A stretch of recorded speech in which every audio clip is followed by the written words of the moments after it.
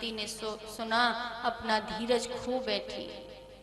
नेत्रों से झरझर आंसू बरसने लगे कि गोविंद, जब तुम जाने का नाम लेते हो तो मेरा धीरज टूट जाता है। जैसे ही अधीर देखा मेरे प्रभु ने बुआ कुंती को, कहने लगे, बुआ आज तुम हमसे कुछ मांग लो, आज हमारा मन तुम्हें कुछ देने को होता है, कुछ मांग लो आज हमसे। बुआ कुंती रोते रोते बोली, हे गोविंद, यदि देना ही चाहते हो तो इस संसार में जितनी भी विपत्तियां हैं, जितने भी कष्ट हैं, वो सब मेरी इस झोली में डाल दो, यदि तुम मुझे देना ही चाहते हो। संसार के जितने भी कष्ट हैं वो सब मुझे दे दो। मेरे प्रभु बोले, बुआ तुम्हारा सारा जीवन विपत्तियों में निकल गया और आज फिर झोली फैला करके तुम विपत्ति मांग रही हो। तुम्हारे 5 पुत्रों को तुमने कैसे पाला, जिन 5 पुत्रों को मारने के लिए गांधारी के 100 पुत्र हमेशा योजना में लगे रहते हैं।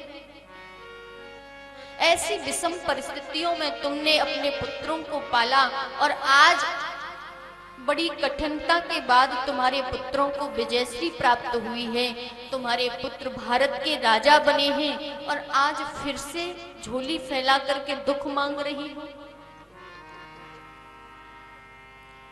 तो माता ने कितना सुंदर जवाब दिया, हे प्रभु मैं क्या करूंगी ऐसे सुख का।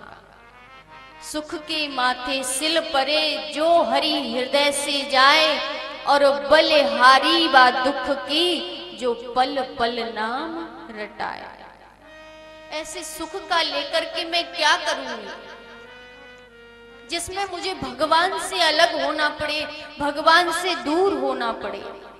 क्योंकि जब जब मुझ पर विपत्ति आई तब तब मुझे आपका साथ मिला। आज मुझ पर कोई विपत्ति नहीं है तो आप मुझे छोड़ करके जा रहे हो।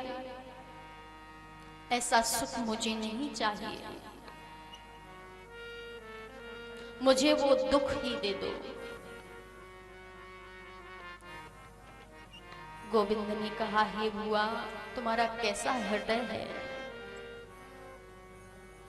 क्योंकि जीव, सबसे बड़ी विपत्ति कौन सी है जीव के लिए? भगवान को भूल जाना ही सबसे बड़ी विपत्ति है।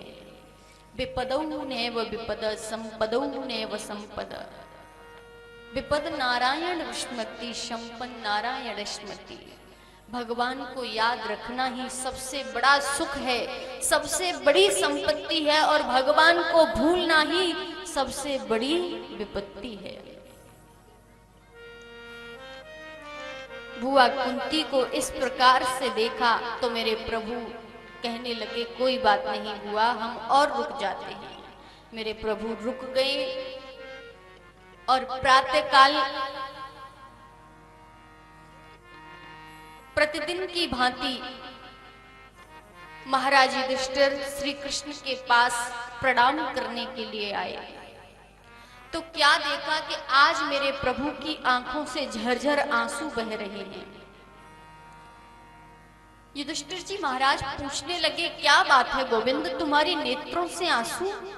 पूछ ही रहे थे, इतनी ही देर में अर्जुन आ गया। अर्जुन ने जैसे ही देखा कहने लगे, त्रिलोकी में ऐसा कौन पैदा हो गया है महाराज जिसके कारण आपके नेत्रों में आंसू आए? मैं उसे अभी दंड दूंगा। मेरे प्रभु ने कहा कि अर्जुन कितना दंड दोगे? तुम्हारी ही बनाई हुई सरसैया पर पितामह भीष्म सारी रात मुझे याद करते रहे और मेरा कोई भक्त मुझे सारी रात याद करे, मैं चैन से सो जाऊं? भला ऐसा कैसे हो सकता है? अर्जुन, बाबा का समय निकट आ गया है, बाबा अब जाना चाहते हैं, इसीलिए तुम पांचों भाई चल करके उनसे कुछ ज्ञान उपदेश ले लो।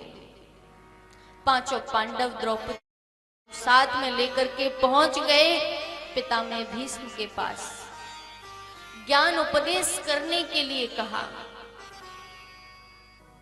बाबा बोले कि प्रभु वैसे तो मेरी सामर्थ्य नहीं कि मैं कुछ बोल सकूं, लेकिन आपका आदेश है तो मैं अवश्य कुछ कहूंगा।